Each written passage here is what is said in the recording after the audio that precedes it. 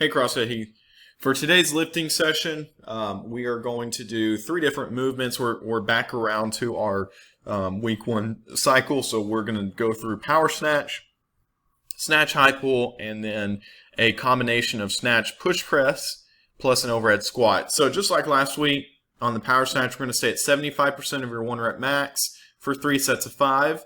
On the snatch high pull, again, 75% of your 1 rep max. So these weights will be the same, essentially. Again, 3 sets of 5. And then for snatch push press, you're going to go off of 75% of the athlete's choice of your snatch or overhead squat max. I would recommend going off of this weight, especially if you are new to the movement. You're going to go 5 push presses plus 1 overhead squat for 5 sets. So for our warm-up, we're going to go through a little bit of power snatch prep and a little bit of overhead squat prep. I'm going to take you through 3 different movements for each segment. We're going to start with some banded pec openers to help out with the external rotation of your shoulders. We're going to do some PVC pipe overhead squat drills on the rig, and then some cyclist squats holding the rig for assistance.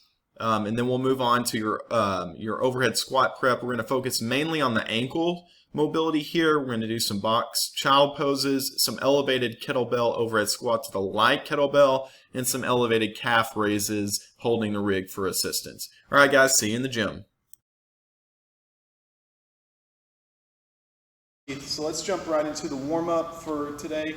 So we'll start off with some power snatch prep. We're going to hit the shoulders first. So what I want you to do is take a resistance band. If you have a rig at home, put it on the rig, or you can tie it, really tie it up anywhere that's above your head.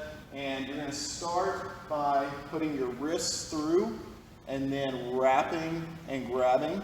We want the palm turned towards the ceiling. You're going to send that bicep to your ear. Okay, and we're going to externally rotate your shoulder. So what I want you to do is pull against that band until you feel a pull through your pec, and then you're going to rotate your elbow and show me that armpit. Okay, and I just want you to camp out in that position for 30 seconds on the right, and then try to keep your core engaged. So pull your rib cage down for me. Try not to let that upper back round.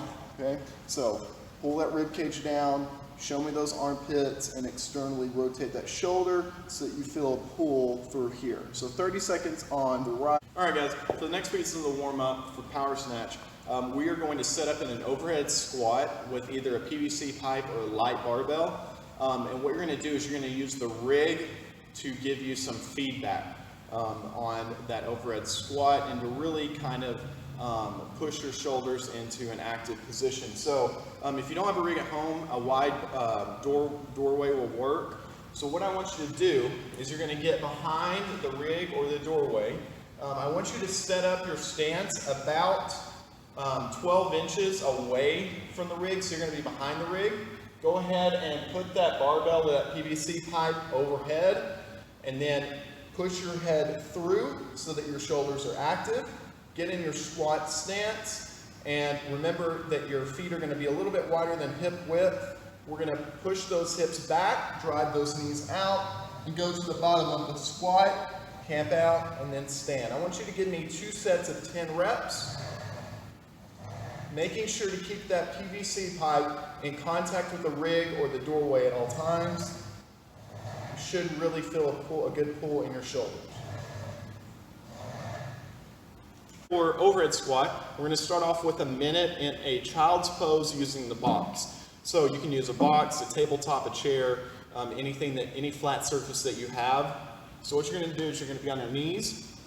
You want your arms or your thumbs pointed up, arms straight, and you're going to tuck your chin to your chest, keeping your spine neutral, and then just let gravity do the work. And you're going to sit for 1 minute. And the last movement you're going to do for your overhead squat warm-up, we're going to hit the ankles. So you're going to do an elevated calf raise using that same bumper plate or elevated surface. It's about 3 to 4 inches tall. So you're going to take the left foot first. All right. You're going to then put your heel on the floor, and push your knee forward, okay? Back leg is just going to be behind you to stabilize, okay? And what you're gonna do is use the rig for assistance. Don't pull yourself up, just use it to hold yourself steady, okay? From here, you're going to drive through on up to that toe, okay? So you're gonna give me 2 sets of 5 on each leg, okay? And then switch. Again, you're starting with the heel on the floor and knee forward. So you should feel a little bit of tightness in the Achilles tendon.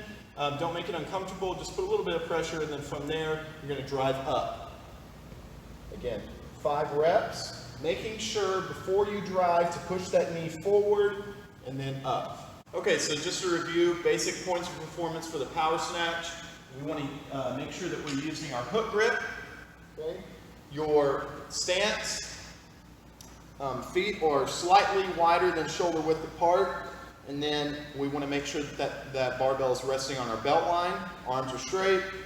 When we get ready for our first pull, I want to see vertical shins, flat back, shoulders slightly over the barbell, and then we want to make sure our spine is neutral. Our first pull, remember, is slow, and then our second pull, we're going to rapidly expand those hips and get to triple extension, okay? From there, we will jump underneath the bar and stand, okay? One thing that I want you to work on for week 2 of this program is to make sure that on that first pull, your butt and your back are rising at the same angle. So, if you look at it from the side, when our butt rises at the same angle of our back, we avoid all of the weight going to our lower back. So when we have a high butt out of the snatch, all the weight is transferred to our spine as opposed to our posterior chain, which is our big mover. So just make sure that your butt and your back are rising at the same angle for this movement.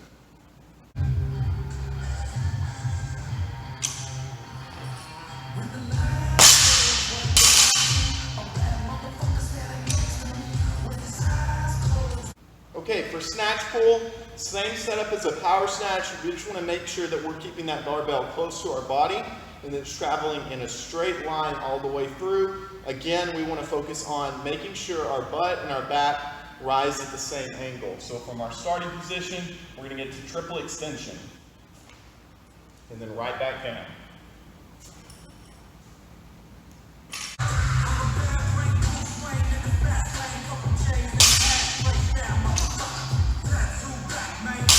Okay, for our last movement, we've got 5 snatch grip push presses to an overhead squat. So that means 5 presses, and then on the last press, you're going to keep it overhead and do your overhead squat. On a push press, remember that our 2 commands are dip and drive.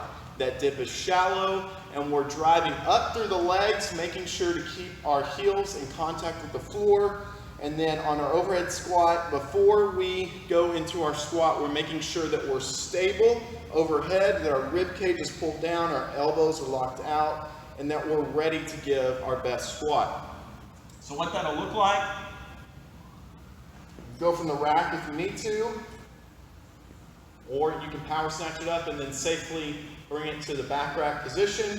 From here, I'm going to do a shallow dip, driving my knees out, and then drive through my heels for 5 reps. 2, 3, 4, and 5. Keep it up. I'm going to stabilize that barbell over my head and then give a good squat. And then I'm finished for that. Even if I found it, I would probably just flip and flip. In the midst of August, getting started on my Christmas list. I've been thinking about you and I wanna go do something nice. I can't take rejection and that's why I play it crazy like